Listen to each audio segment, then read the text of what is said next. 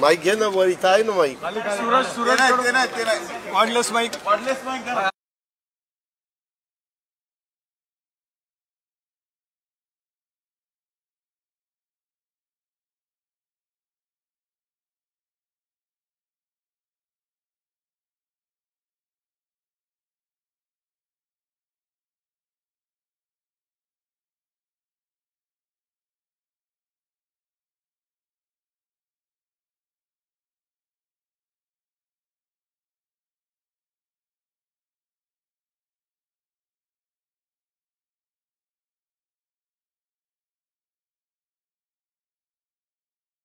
आजच्या पत्रकार परिषदेच्या निमित्तानं उपस्थित असणारे आपले इथले प्रांताध्यक्ष राष्ट्रवादी काँग्रेस पक्षाचे सुनील तटकरेजी, दुसरे नागालँडचे प्रांताध्यक्ष इथं आलेले आहेत ते आमचे सहकारी, तसंच धनंजय मंत्री मंडळातील सहकारी, रुपाली महिला अध्यक्ष आणि बाकीचे सगळे कार्यकर्ते, पत्रकार मित्रांनो, आपल्याला सगळ्यांना माहिती आहे की 2 दिवस निर्धार नवपर्वाचा वैचारिक मंथन आणि घड्याळ तेच वेळ नवी अशा प्रकारचं अधिवेशन 30 आणि 1 तारखेला राष्ट्रवादी काँग्रेस पक्षाने कर्जतला इथं ठेवलेलं होतं आणि काल जवळपास 14 सन्माननीय मान्यवरांनी आपले विचार आपली मतं मांडली.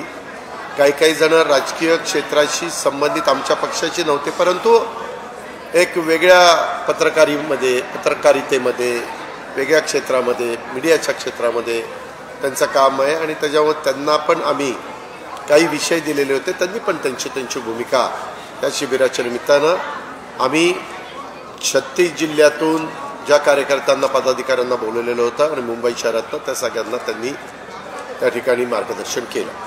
आज जवळपास सकाळी लवकर सुरुवात आम्ही केली आणि सकाळपासून जवळपास 12-13 लोकांनी आज पण आपली मतं आपले विचार हे शिबिराच्या निमित्तानं कार्यकर्त्यांच्या समोर ठेवलेले.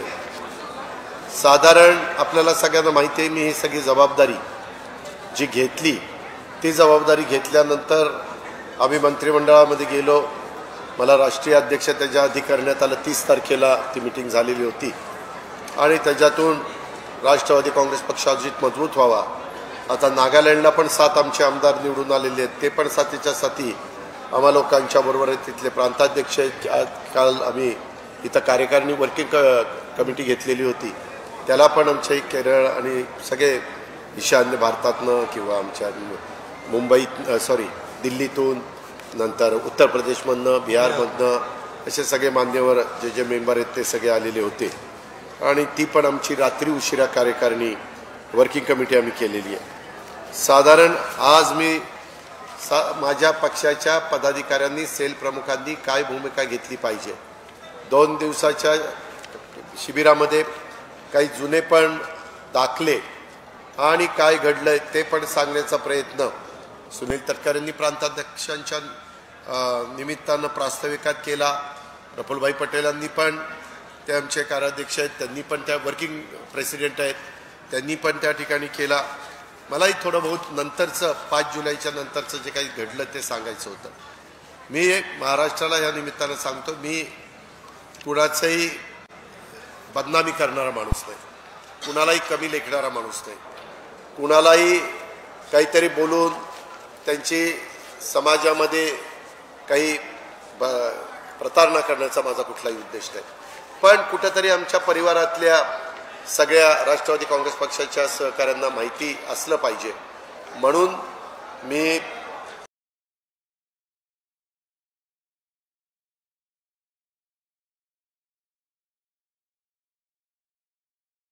दुसऱ्या दिवशी पण गेलेलो होतो. उलट तेव्हा काँग्रेसवाले म्हणले किंवा यांचं काय चाललंय नक्की अशा पद्धतीनं त्यांच्या नेत्यांनी पण वक्तव्य केले. अर्थात पुढे काय वक्तव्य करावं तो ज्याचा त्याचा प्रश्न आहे. साधारण महाराष्ट्रातले जे काही महत्त्वाचे इश्यू आहेत ते आज आम्ही 2 दिवसाच्या शिबिराच्या निमित्तानं, विशेषतः माझ्या अध्यक्ष या नात्याने समारोपाच्या भाषणाच्या निमित्तानं आमच्या पक्षाची भूमिका काय, आरक्षणाच्या संदर्भात काय भूमिका आहे, त्याच्याचबरोबर शेतकऱ्यांच्या या अवकाळी पावसाने, गारपिटीनं जे काही नुकसान झालेलं आहे त्याच्यामध्ये राज्य सरकारची काय भूमिका आहे, पंचनामे चालू आहेत. बाकीच्या बाबतीमध्ये NDRF SDRFमधनं कशी जास्तीची मदत घेता येईल.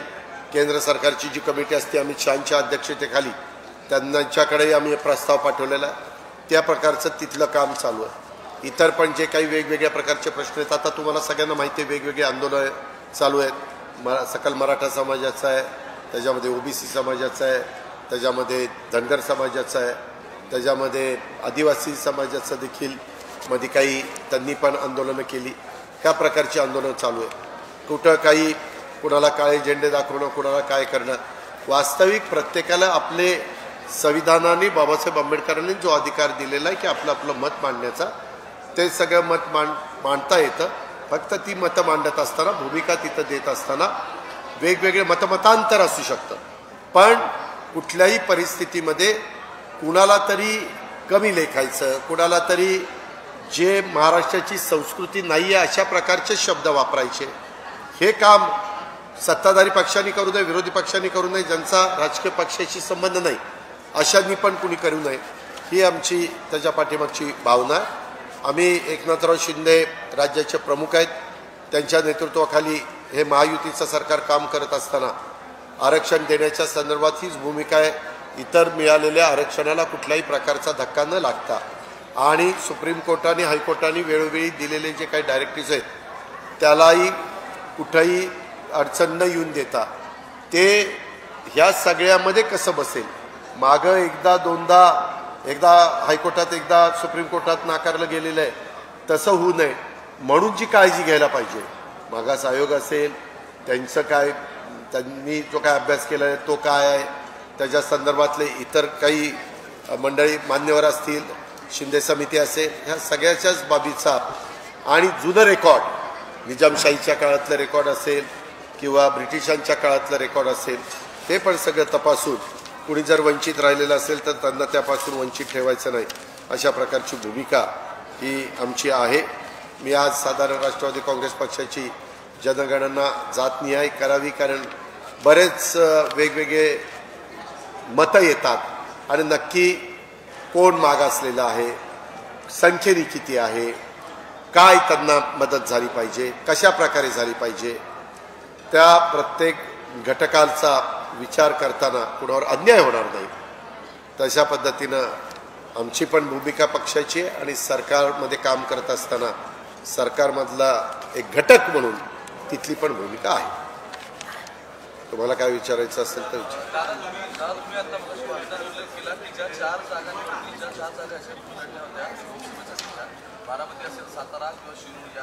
रायगड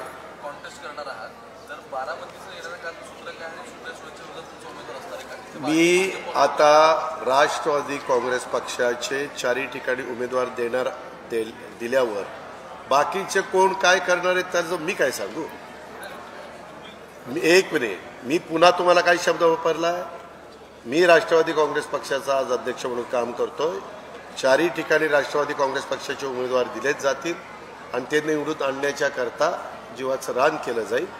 आणि इतर पण जे काही जागा आहेत की ज्या विशेषतः भाजपकडे पण नाहीत आणि शिंदेसाहेबांच्याकडे पण नाहीत, उद्धव बाळासाहेब ठाकरेंच्याकडे आहेत, तिथल्या पण जागा काही आम्हाला पाहिजे, त्या आम्ही वरिष्ठ पातळीवर ॲज अ NDA किंवा महायुती म्हणून सगळ्यांशी चर्चा करून पुढे जाऊ.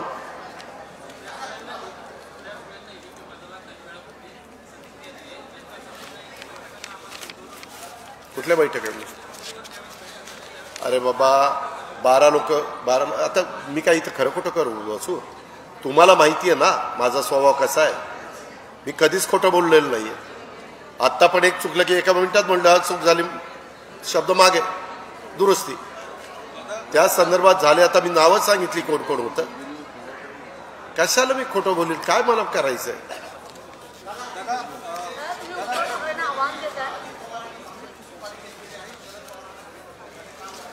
का अनिल देशमुख पण माझ्याबरोबरच होते, ह्या सगळ्या मीटिंगला ते हजर होते. त्यांनी सांगितलेलं होतं की मला मंत्रिमंडळामध्ये स्थान मिळालं पाहिजे.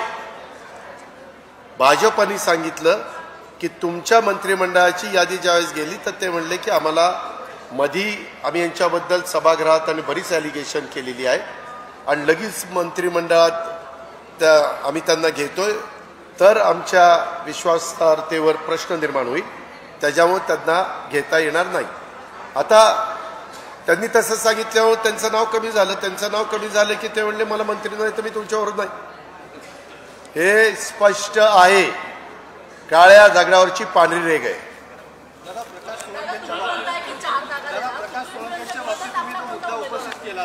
मी ठरवीन ना, इतक्या लवकर तुम्हाला सांगितलं पाहिजे.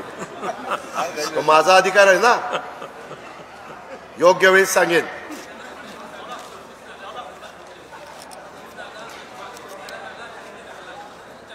ठीक आहे, ती चर्चा आम्ही पेपरला वाचली. आपण काही काळजी करू नका. आम्ही तिघजण अतिशय व्यवस्थित, कुठलेही मतभेद न होता, तुम्हाला कुठलीही बातमी ब्रेकिंग न्यूज न देता अतिशय सामोपचाराने जागांचं वाटप करू.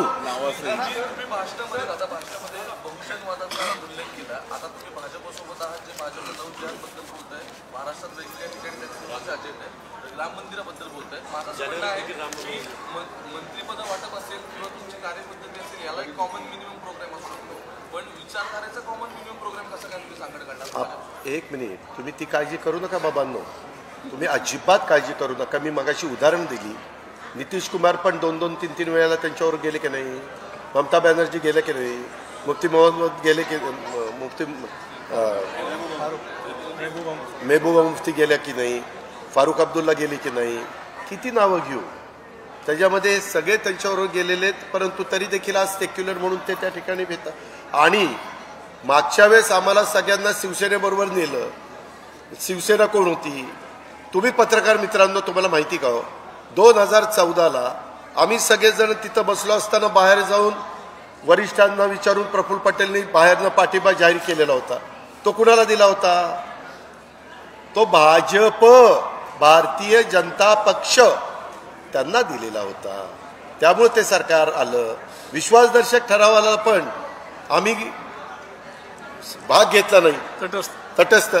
तटस्थ राहिलो म्हणजे एक प्रकारचं मदतच होती ना. अरे पट्ट्या,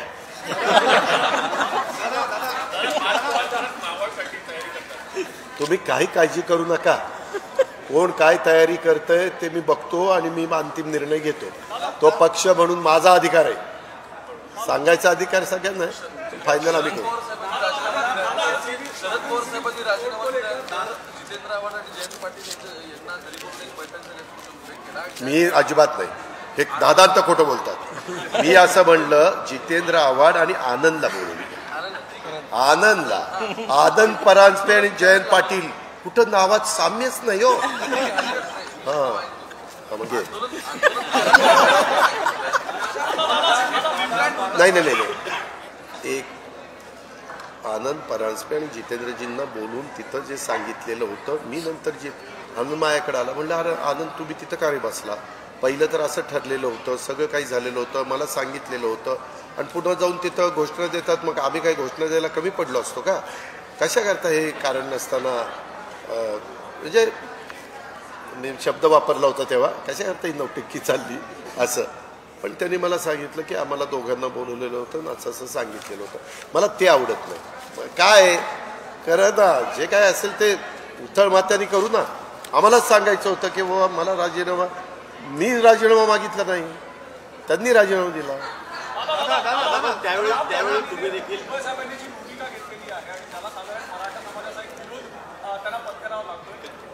कर्जतमध्ये 4-5 ठिकाणी विरोध झाला. मी आपल्याला स्पष्ट सांगतो, मी राष्ट्रवादी काँग्रेस पक्षाचा अध्यक्ष म्हणून आमची भूमिका, पक्षाची भूमिका आता सांगितलेली ना. माझं भाषण ऐकलं नाही तुम्ही? पण नाही, एक मिनिट, ही पक्षाची भूमिका मी स्पष्टपणे सांगितलेली. एक मिनिट, प्रकाश फडणवीसांच्या बाबतीत तुम्ही आता जो भाषणामध्ये मुद्दा उपस्थित केला, तर आता त्यांना संधी होती, मंत्रिमंडळात का घेतलं नाही असं जयंत पाटलांनी नाही, आत्ता मला वेगवेगळ्या घटकाला, मला त्याच्यात एनटी घ्यायचे होते, मला त्याच्यामध्ये ओबीसी घ्यायचे होते, मला त्याच्यामध्ये महिला घ्यायची होती, मला मागासवर्गीय घ्यायचा होता, मला मुस्लिम घ्यायचा होता, मला आदिवासी घ्यायचा होता. हे सगळं 9 मध्ये त्यांना म्हणा तुम्ही आणि तुम्ही बसून दाखव, काय म्हणणं नाही आपलं.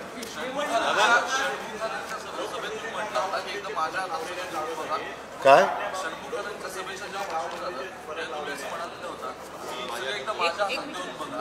आज तुम्ही जयंत पाटलांचा उल्लेख केला आणि ते प्रदेशाध्यक्षपद सोडाल त्यावेळी त्या नव्हती. नाही नाही नाही नाही तो हे चर्चा झाली पण झालं ना. आता मला राष्ट्रीय अध्यक्ष केलं ना. मी बदल्यामुळे केलंच ना पक्षाने. दादा 12 वर्ष काय झालं? अरे एकाने बोला. 12 वर्ष काय झालं हे आपण सांगितलं. कुठल्या 12 वर्ष? म्हटले 12 वर्ष काय घेतलं? 12 वर्षात नाही. मी म्हणलं मागचं सगळं सांगितलेलं आहे ते 5 जुलैच्या सभेमध्ये झालेलं आहे. 5 जुलैच्या नंतरचं सांगितलं. असं कसं करता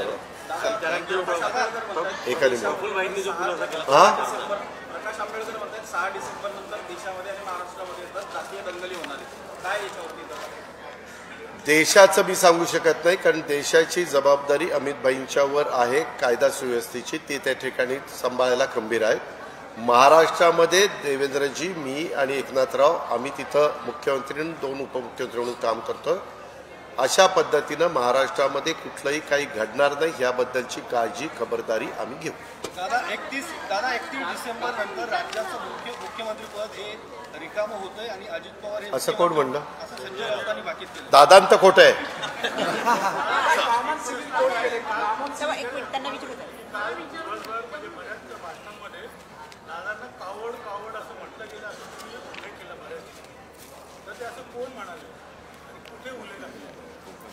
दिल्लीमधल्या युक्तिवादामध्ये हा मुद्दा त्या ठिकाणी मांडला गेला. त्याच्याने आपल्याला काय फरक पडतो? आम्हाला जे वाटलं त्याच्या वेदना आम्हाला ज्या झाल्या त्या बोलण्याचा मला अधिकार आहे. मी पक्षाचा प्रदेशाध्यक्ष आहे. त्या ठिकाणी युक्तिवादामध्ये तो शब्दप्रयोग वापरला गेल्यामुळे महाराष्ट्रातल्या जनतेला अजितदादा काय आहे ते पूर्णपणाने माहिती असल्यामुळे मी ते स्पष्टीकरण माझ्या पद्धतीने दिलेलं आहे. धन्यवाद.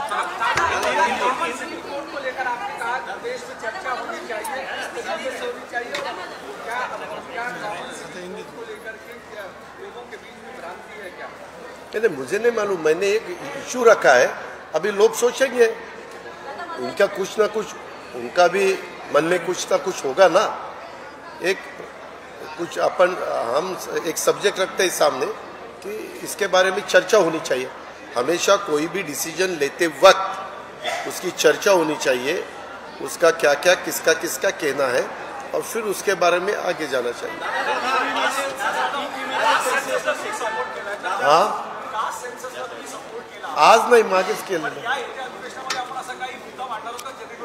त्या संदर्भात माझी एकनाथरावांची आणि देवेंद्रजींशी बोलणं झालेलं आहे.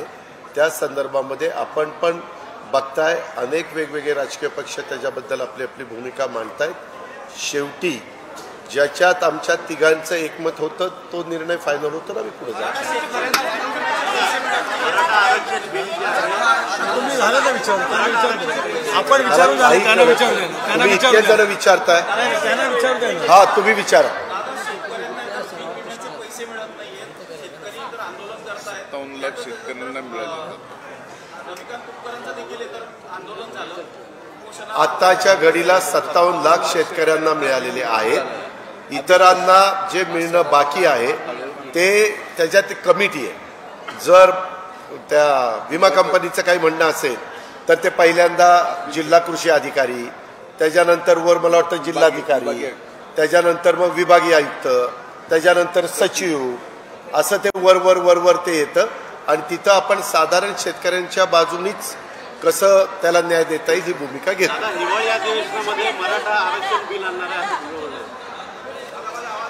काय मला नीट ऐकू आलं नाही.